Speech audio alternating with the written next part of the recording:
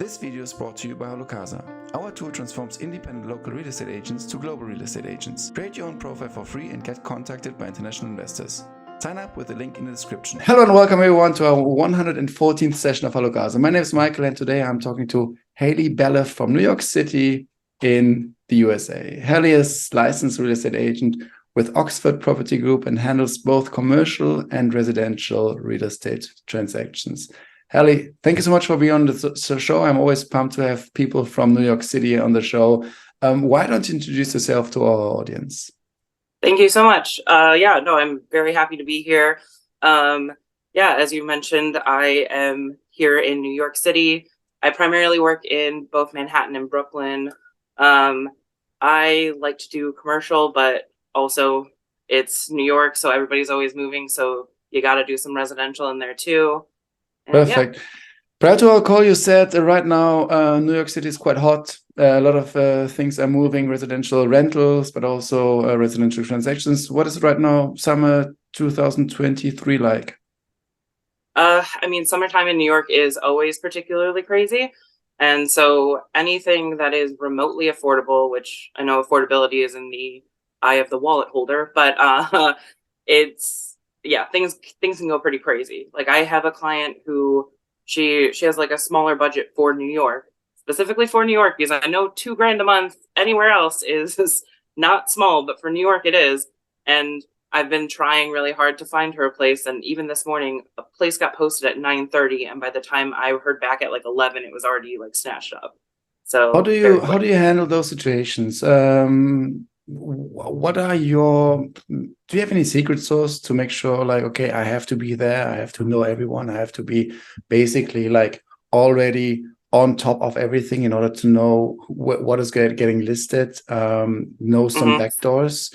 Is there anything you do better than the others in order to have like direct access to certain listings? I really try and not just look at like Street Easy, or the typical listing platforms, because that's where like everybody goes, right? And so I will reach out to units on there because I need to reach out to everybody, but ultimately it's a numbers game. So I have a couple of resources that I use that some of them, like I'd be happy to talk about. One I don't want to talk about because not too many people use it, and I don't want to put it out there to then have them snatched up, but it's really just a numbers game. So I have a number of sites that I will go through and try and like actively reach out to people. Does it imply that you also that you're mainly buyer's agent, or are you both buyers and sellers agent? I can do both, but I've primarily been a buyer's agent. Okay. Since COVID, how has the market price been developing? Been up again? Maybe you can segment that into residential and commercial. How the development has been. So in 2021, it started to gradually bounce back from COVID, and then last year it was a particular free for all. So like rates went really high. This summer is not quite at last summer's peak, so it's not as expensive or necessarily as crazy as it was last year, but it is still pretty costly. However, when I'm looking at listings from like last year for the same apartment, it hasn't gone up drastically like it would have done last year from the year before. Where does the demand come from primarily? Is that domestic? Is it domestic New Jersey? Is it domestic New York? Is it domestic USA, or is it even international? I'm sorry, you said where does what come from? The demand of the client base of the So everybody's moving to or from New York, it seems. A lot of it comes from jobs, and so the reason why summer is particularly crazy is not only students that are trying to move to the city or people that are moving to the city because they just graduated, so now they have a new job, but also it's actually very common for like there are a lot of big law firms here. And so a lot of those companies, since the bar exam is end of July, they usually have like a September start date at their firm. And so because of that, they then need to move to the city like towards the end of summer. So yeah, it's really like work and students that tends to bring a lot of people here. Makes total sense. What can I imagine as a rent for, let's say, a single do I need a room? Can I go for an apartment? Do I have to live outside of the Big Apple? Do I have to go super upstate? Yeah, What that is there on the market? that depends on the budget. Like I ran a quick search before we hopped on a call, and if you have like a $2,000 budget in Manhattan in particular, there are maybe 60 available units. But mind you, that's if you are living alone in at least a studio. And then if you have a budget of up to like 3,000, then all of a sudden there's like almost 1,200 units available. So like if you have a less than $2,000 budget, it's going to be a little bit harder, and you're going to have to like really make sure you have your paperwork, you are prepared. So if you see a unit you like, you can snag it quickly. But if you're looking for just a room, if you're open to like Brooklyn or Queens, then you can probably find a room for like closer to like 1,500. It just depends on what areas you're looking in, and yeah. And the 2K and the 3K were Big Apple plus Brooklyn. It was just Manhattan. Just Manhattan, okay. Yes. And then the expenses, what do I have to account for? How much? For a studio, usually like you'll have to pay your electric and then sometimes your gas. Most of the time, heat and water are included. And for a studio, like I've lived in a studio since I moved here, like one smaller studio and then like now like an oversized one. And my electricity bill is like $60 a month. And my gas is maybe like 20. So overall, like those expenses don't get drastic like they would if you're in a house.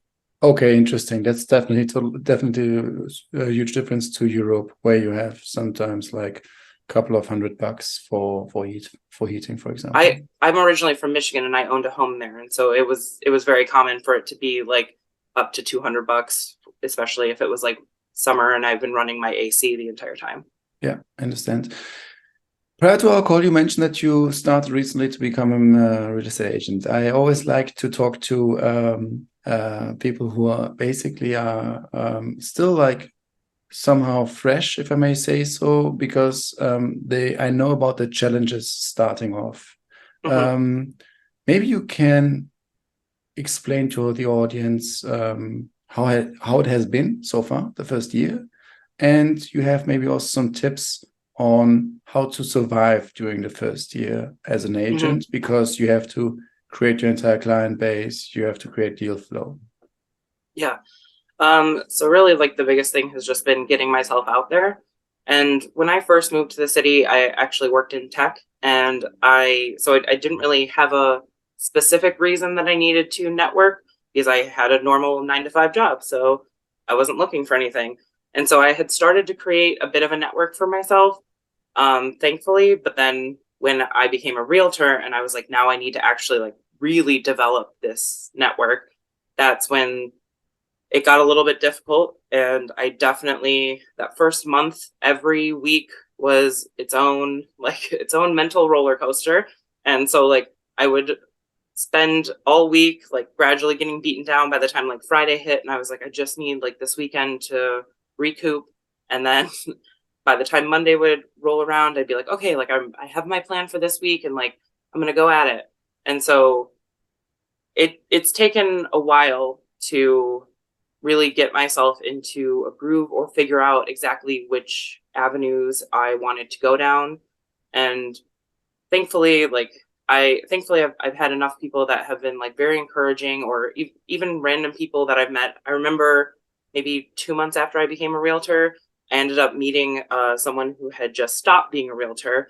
But like they gave me great advice where they were like, just stick it out for like 6 to 9 months, because most people do not push that hard. And like once you do, that's when you can finally see a breakthrough. You could basically think that someone who's like in tech, maybe I don't know if you were a people person in tech, you had a role where you had to communicate a lot, or you were just programming and said like, don't talk to me, I just want to write code. I don't know that.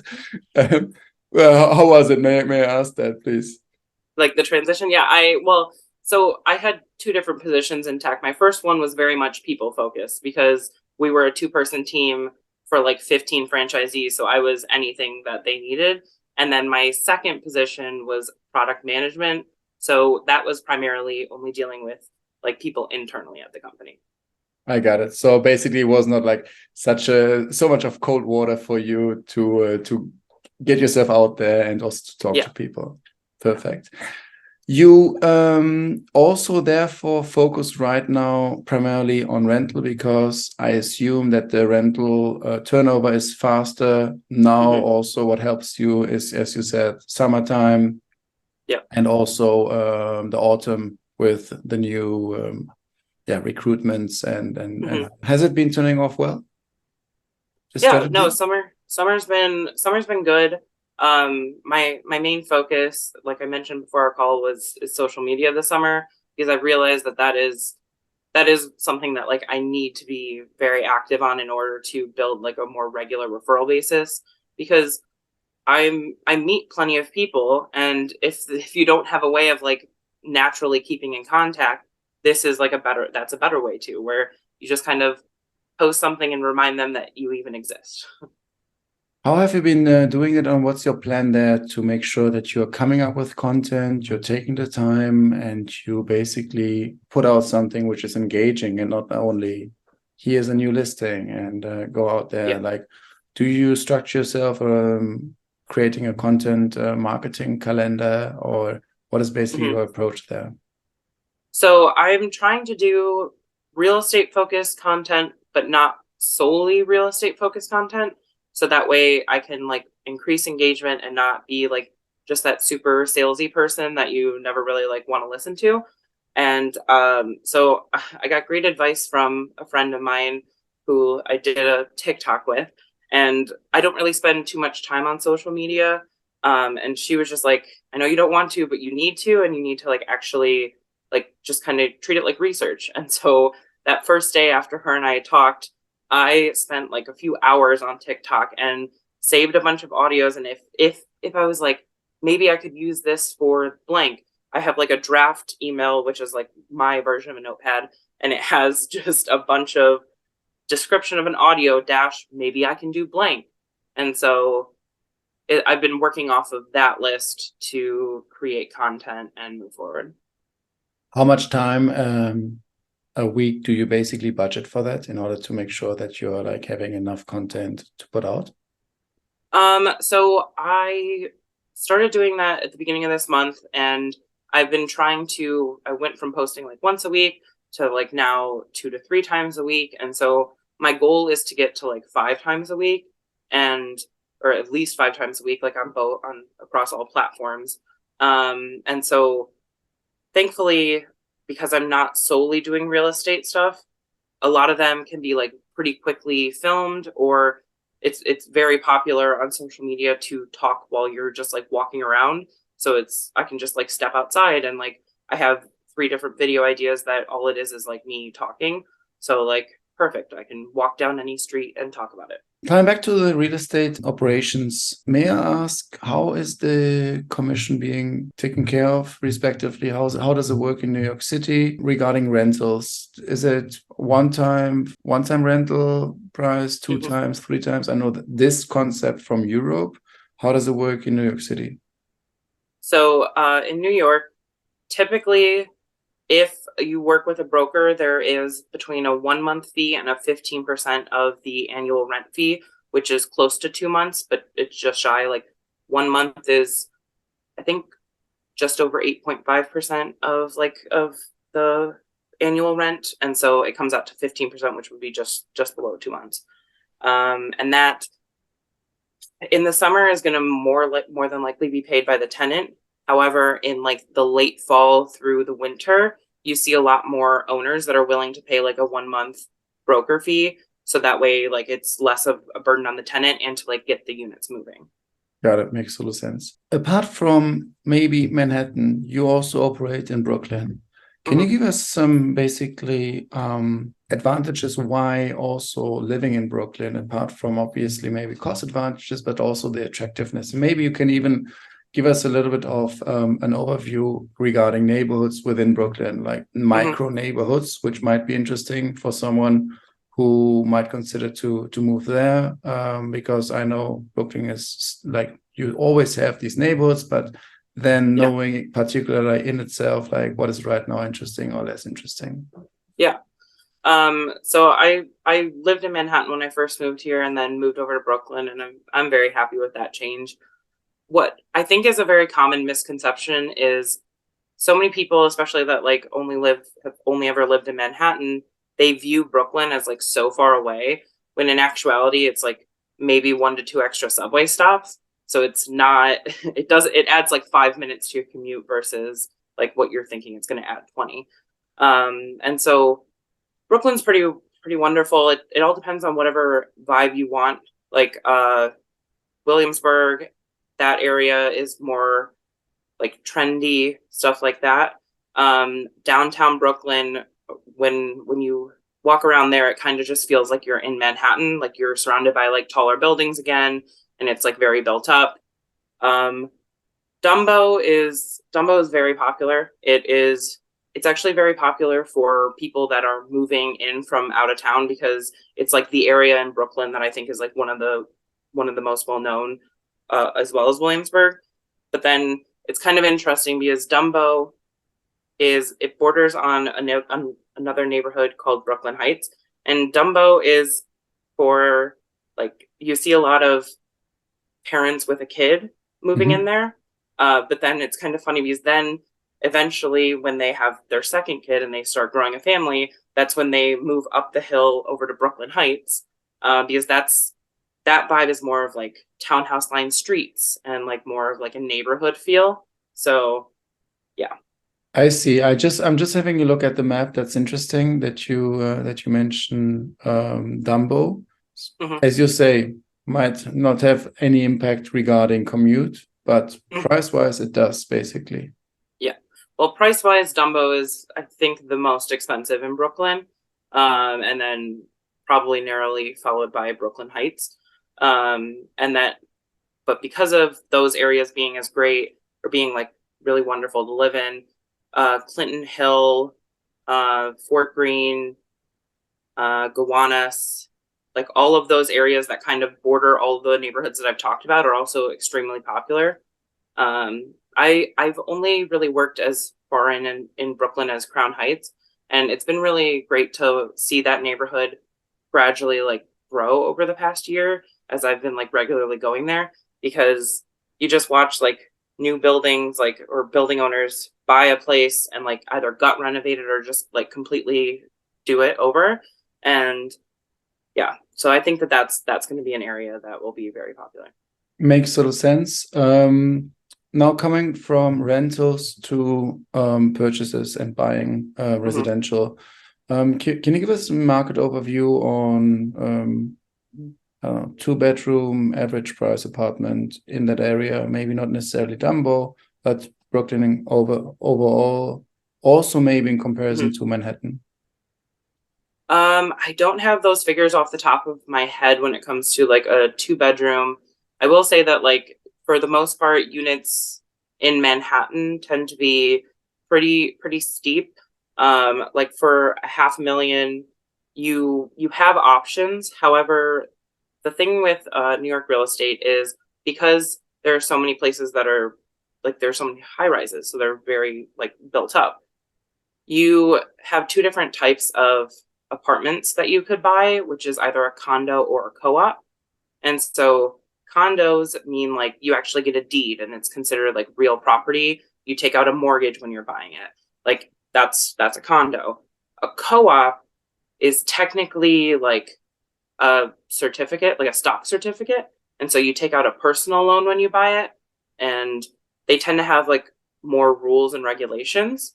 And it's not considered real property, which is why you have to take out a personal loan versus a mortgage. And so because of that, co-ops are always cheaper. Okay. Interesting. Yeah. However, the apartment type or the unit type is can be basically both a studio or an apartment. Like, so a studio would just be an apartment. It's just more so like the building type and how it's structured. Like Yeah, allow me. I'm very sure that for you as Americans, it's a very ignorant question, but for me, I have come across those labels quite several times. And now, since you mentioned that, I would really like to understand that. So basically, we have the co-op, which can be the same unit type as a condo. However, it is just legally a different category. Yeah, they have to be in different buildings. So there's either a co-op building or a condo building. And so if you're looking at a studio apartment in a co-op versus a studio apartment in a condo, you're going to pay more for the condo because it's real property and there tend to be less hoops to jump through. I understand. But again, let's say I go to the listing page, and then I check it out, and then it definitely is labeled condo or co-op. Yep. Basically, on the apartment type itself, I couldn't distinguish them. It's the same. It can look the same from like okay, but it's just labeled differently. It's just categorized differently. And what is then the price difference between those ones on average? Do you say, okay, basically you see 20% markup on a condo versus a co-op, or is it 50% discount on a co-op versus a condo? How much basically is the price difference? It can be pretty drastic. Again, when I ran those searches before we talked to make sure I was ready for it, currently on the market, there are almost 600 co-ops that are under $500,000. Meanwhile, there are only 40 condos that are under $500,000. So there's a huge difference. Is there still a possibility to get a loan if I go to the bank and say, hey, I know officially I don't get a mortgage on it, but I really want to go for this co-op. Can you still give me money? Yes. That's just when it's a personal loan versus a mortgage. So sometimes because you get a stock certificate rather than a deed, occasionally the bank might even be the one that's holding on to that stock certificate for as collateral for the loan. But yes, you can still take out a loan to buy. And I still get the same interest. I have to pay interest, obviously. Do I get the same interest rate on it, or is it also the interest rate is different? I am not 100% positive on that. I think that would also depend on the bank that you end up going through and whatever deal you can end up negotiating there. Very interesting. Before you mentioned paperwork for tenants, you're tenant focused. You work with tenants. Can you give me an overview of all the pre-qualification documents which a tenant needs to provide? Which helps you to qualify the tenant, and maybe sometimes you also need to say, hey, this is not right.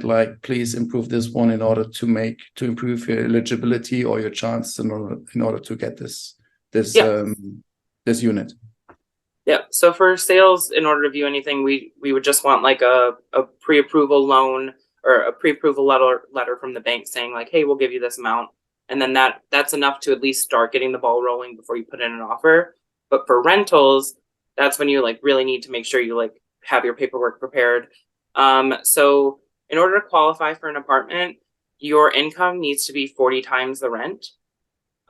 So if you are looking at if you make 80 grand a year, you can qualify for a $2,000 apartment. And if let's say you make 80 grand a year, but you wanted to get a $3,000 apartment, you actually would need what's called a guarantor. And that is an individual that makes 80 times the rent, and they're essentially co-signing with you. And so that's also when it can get tricky when it comes to the management companies, because some of them require that person to be an individual that lives in the city. Meanwhile, others will allow people, but only from certain states. Or some of them will actually require you to use a third-party guarantor service, which that company itself charges 1 month rent in order to use the services, but they want it as okay, well, this rent will get paid type of backup. And then for actual paperwork, you need pay stubs to prove it, bank accounts to prove you have the money to even close. You need a signed letter on official letterhead from your employer stating how long you've worked there, and what your salary is, and credit report. Yep. Okay, so it's easier to get married. Yes. It is a lot. Okay. Is it also easier to own weapons than this? Maybe. Not in New York, but in a lot of states, yes, but not in New York. New York is very, very blue. So Okay. Is that all legally based, or is it literally like there's no room for discussion and negotiation? It is what it is, and this is stated, and you have to definitely have the 40 respectively, the 40 times, or if you don't, you need to have the guarantor. it's pretty standard. The only exception would be if you like actually met with the building owner and you were able to like negotiate a deal that way. But most buildings are run by a management company, and so you're just like kind of checking off boxes on an application. How many times does it happen that potential tenant doesn't comply to the 40 times one and they are reliant on the guarantor? It's very common. Okay. Yeah, so guarantors they're pretty widely accepted because it is so common. Okay. That's actually an indication that the market is a bit off now, that we definitely, the prices are way too high, and also like maybe the legal requirements haven't really responded to the market dynamics. Mm-hmm. And then I assume all those documents you have to get notarized. You have to make sure that they're proper. Okay. Yeah. Okay. You hand them in to you as an agent, and then you make sure that you conducted due diligence and you talk to the potential tenant, and then you process them. You have potentially systems and software. You can submit them, or you know where to go, and you hand them over to the respective person, mainly obviously the property manager or the owner, and then go from there. Is that correct, or how does it work? Yep. I would always review their documents to make sure that everything's in line, and to let them know, hey, you actually need to like maybe if you don't have enough in your checking to show that you have the funds for closing, then like I would say, hey, do you have a savings account that you can also like provide a document for, so that way they know that you have the money to close, like type of an ordeal. And then every management company is different, but we would submit it after that. What for tips do you have for someone who's looking for a room or an apartment to make sure that he or she gets something proper? I would say it's all a numbers game. So really, you just need to get out there and like start doing your research and like sending out inquiries, and be very prepared when you send out the inquiries. Like, introduce yourself, move-in date, ask any questions you might have, and then end with saying like, okay, so when can I come see the unit? Like, or, are you available this weekend for me to come see it? Something like that, because it can be very hard to get responses to some listings, unfortunately. So that's again why it's a numbers game. You just have to try as many as possible. You also do commercial. Give us an overview of the market right now on commercial real estate in Manhattan, Brooklyn. Is there a common trend, a common line which you can draw on prices? So for commercial, it is kind of all over the map, and it depends on the building and the location and all of that. When it is definitely a tenant's market when it comes to commercial real estate, where you hold more of the cards, and that's when like the fun of negotiation like really comes in, where it's like, okay, well, this is what I want, and they're willing to sign like a 5-10 year lease. So like, like you're gonna want that long-term tenant. And yeah, so I have been working a lot in Crown Heights, and so when I was looking for one client in particular, for the same amount of space, you could be paying like $6,000 in one building, but then like $12,000 in another. And one is like a new build, and so it's got like more natural light, but then the other one, you're getting like an extra 500 square feet. It just doesn't have the amount of windows, and because of that, it is a drastic price difference. Maybe that implies that tenants are more have more power and therefore are more delicate in what they want, and they want to have like maybe the fresher young space and not necessarily the bigger, more clunky. Yeah. And I feel like that's especially the case in commercial. So you want to make sure that that's like a nice space that they're seeing.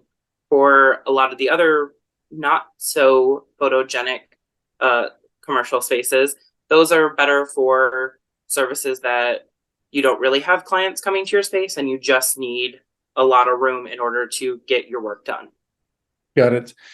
Do you also have an overview on places like WeWork and other co-working spaces? Is it right now as difficult for them as in a normal commercial, or has it even right now a more of an uptake because the tenants don't want to commit for such a long-term lease? There are actually some pretty good deals on co-working spaces because there are so many options out there now, and they are very much willing to work with you if you're willing to sign a lease. They're even willing to work with you if you're not willing to sign a long lease because they want people in their spaces. Got it. Perfect. Makes sense. Now I talked to Bill Barnes from Florida, and he said there's so many people moving from New York down to Miami. It's not important anymore if you're in New York or if you're in Miami. It's a lot of remote business going Yeah. on, a lot of people working from home, tax advantages which you have in the state of Florida. What is your sensation there, which you see also maybe during the summer? Do you just see like a certain turnover, people yes moving, but then also people coming in, or what is the situation there? There's definitely a lot of people coming and also a lot of people going. I think that that's just kind of always the beauty of New York. And when you mention like the remote work, that is very true. But then that just leads to a lot of people that live anywhere else that work remotely, and they're like, I've always wanted to move to New York, and now I have the opportunity because I work remotely. And like that's what I did. I'm originally from Michigan, and when I had a fully remote job, I just kind of like took a long weekend one weekend and told my bosses like, hey, moving to New York. So like, it didn't matter to them because I was still going to log on Monday morning and like do the same job that I had been doing. But yeah, I had the freedom to go wherever. It's interesting. There's always like a certain, everyone has a different reason why to move somewhere else and why to leave the current city. Regarding transactions, we talked a lot about renting, also regarding commercial and residential. Regarding transactions, right now, what is basically the purchasing process for someone who wants to buy, who wants to go for a unit in terms of residential? What does he or she have to take into account? Sorry. Definitely pre-bake in some time because it's not a particularly quick process. It can be a quick process once you actually get approved and everything, then that starts like a 30 to 45 day type of timeline. However, the act of like finding a unit that will work for you and then putting in that offer and getting it all approved, that could take some time, especially because in New York, there is like when you're buying or selling, there is a lawyer on both sides. And so they have to be involved with the contract. So like there are just some extra hoops to jump through. And then also like there's co-op board approvals. So like you need to submit like a full package of a lot of different information. Like some of them require like multiple personal references and stuff like that. So just gathering all of that paperwork, getting it approved can take some time. Interesting. What is basically the timeline which you normally would account for on average in order to make like from, okay, I definitely, or I think I'm going to go for this apartment or for this unit. Let's start with a purchasing process until closing. How long does it take?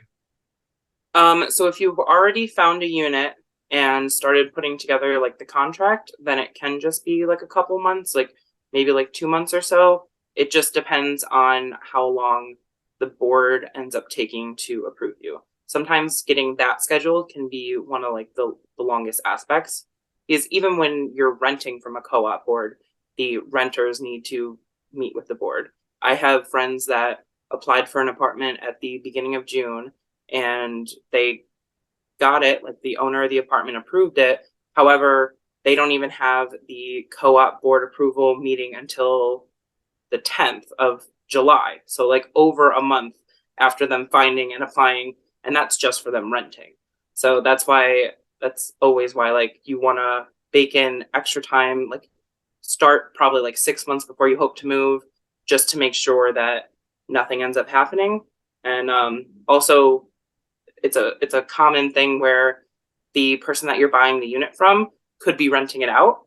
So, if you're trying to buy it now in July, but then they have a renter through Christmas, then like, you kind of need to wait till that lease runs out. It sounds that there's definitely the necessity of having a broker like you, only taking care of the client side. Because again, I think the likelihood that I get married is higher than I get an apartment if I had to do everything on my own. Yes. What are processes and maybe also your tips to someone else when really considering to buy a unit? Like as a client, I say, I'm interested, I would like to go for something. What would you suggest someone who is interested and really committed to buy a certain unit in Manhattan or in Brooklyn? I would say patience and figuring out exactly what you want.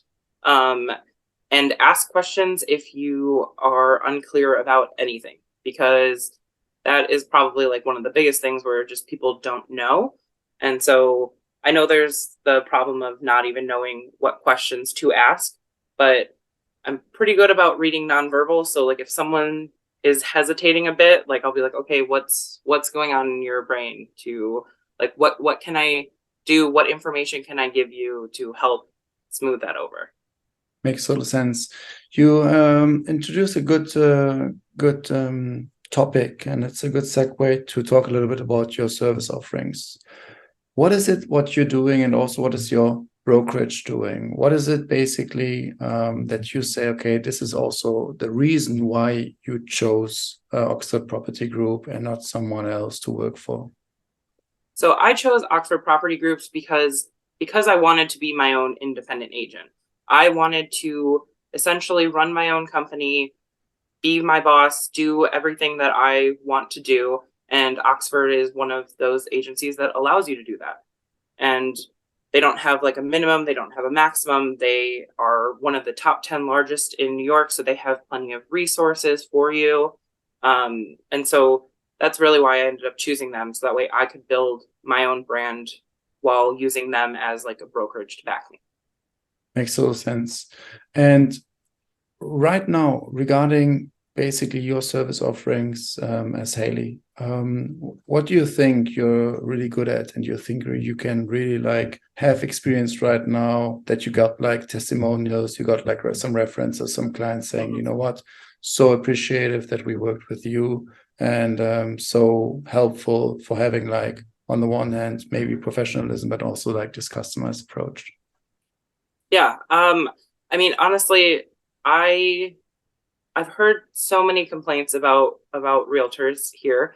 And every complaint that I take, that even if it's not geared towards me, I take that and I think of, okay, well, how can I be the type of agent that would not have received that complaint? Like, how can I be the agent that they wanted to have? And so I try and be as responsive as possible, give them as much information as possible, and really being thorough, because there are a lot of people that are not thorough. I'm thorough to the point where if you are moving from out of state and you don't really know the neighborhoods, then I'm like, okay, well, what kind of energy do you want from your neighborhood? Because then that can help me like lead you in different directions. And then, I'll tell you whether or not like, okay, well, this is realistic or not, or we'll still go for it, but like, just don't get your hopes up on X, Y, and Z. Like, I try and be as optimistic, but also real with them as possible. Makes total sense. And I believe that having exactly like this pushback from someone who guides you and makes sure that you're not like sloppy and, you're just doing things not correctly, I think is exactly what someone expects from a professional real estate agent. How do you keep track on, let's say you have many clients in the pipeline, you have a lot of processes, you just mentioned they take a couple of months sometimes. How do you keep track of all these different clients with all the needs, with all the elements which you have to take care of? To-do lists, folders on my Gmail, my work calendar, all of these things. I have a work cell phone and a personal cell phone, and I have a to-do list with notifications on both. So I'm like getting double buzzed on certain things. I want to make sure that if someone reaches out to me, they don't feel like it just fell on deaf ears. Like, I want them to know that like I did take whatever they sent me and provide them some form of information, or at least lead them in the right direction if I can't help them. Got it. Looking back 12 months now, basically, can you give us a quick in-between verdict and summary of how would you call it if you had to put a title on these last 12 months and describe it somehow? It's been a very like fun and eye-opening roller coaster. Definitely plenty of highs and also a number of lows, but it's been, I don't know, like getting to start essentially my own business has been really fun, and it's been a great way and a great reason to go out and do a bunch of stuff and meet a bunch of people that I would have never done or met before. Like one of the things that I started when I became an agent was I started a meetup group here as a way to like meet more people for potential clients. And I started this in October, like mid-October, and I didn't know what type of event to do. So I just said like, it's called New Friends NYC. That's my group name. And then I created an event for like middle of November to like go on Sunday afternoon and like meet at the Met and like walk around. And that event blew up to the point where like 600 people ended up RSVPing. Only like a little over 100 showed up, and I say only a little over 100 showed up. Yeah. And so I started sending them in. It was especially considering I had never really run events before. Then all of a sudden I'm like, okay, so I'm just standing on the Met steps waiting for strangers to come up and like greet me, which is also like a very weird. It was a weird experience, but also like very rewarding. And I haven't hosted any events yet this summer, especially because I try and plan them like a month out, and with my schedule being what it is, I can't dedicate like basically a whole day to doing one of these events a month in advance when weekends tend to be so busy with real estate. But like my group has almost 5,200 members. So like anytime I do post an event, it goes out to a lot of people. How did you get so many members? I think that it's because of the keywords that I ended up choosing.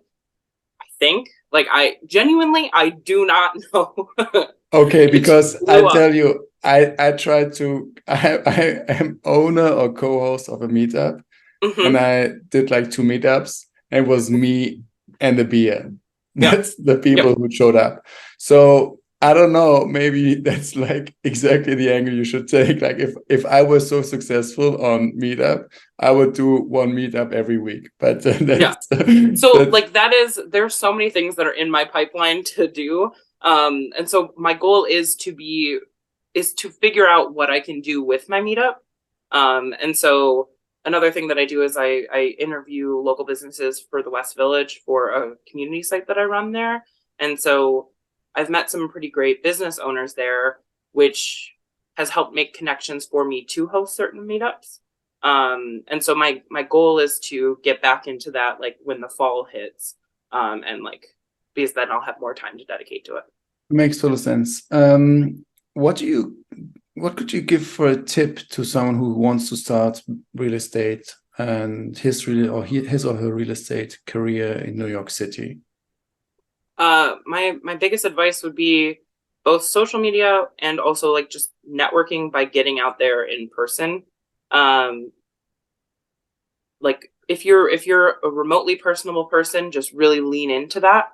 And yeah, like that's been really like the biggest thing for me has been my personality and just putting it out there to anybody and everybody. Perfect. I know your time is limited, and we are about to wrap up. What are some final words from your side? Something you would like to share, which we haven't covered, and you think is valuable to our international audience? While there might be a lot of hoops to jump through when it comes to like moving here or anything like that, I can tell you that New York's pretty much a love it or hate it place. And if you're one of the people that love it, then it is 100% worth it. Perfect. I love it. Thank you so much, Hayley. I really appreciate our conversation. I learned again so much about New York City, about also Dumbo. I've never heard about this area in Brooklyn. Thank you so much for this one. Looks actually very, very exciting and very interesting. You also gave a very good overview on the market right now, market overview, prices from the residential in terms of renting towards also the prices of buying, the entire process, due diligence from obtaining a room or co-op or a condo, all the process which you have to go to just rent, and then also all the process, the entire process you have to go through when you want to buy. You also gave us a very interesting insights on jumping into real estate, on why you chose this brokerage, and also the bumpy road, which I really appreciate that you also don't sell it more nicer than it is. It is. I've heard many times that it's a very hard time, and I really sent you a lot of energy regarding these first months, and I think you've already overcome the biggest hurdles. And basically also your final words. I really appreciate that you shared this one around New York City. You either hate it or love it. So I appreciate it. I really thank you for your time, and thank you so much for being guest on my show. We talk soon for sure. We stay in contact, and I send the best regards to New York City. Thank you so much for having me. Bye-bye. It's been a pleasure. Bye.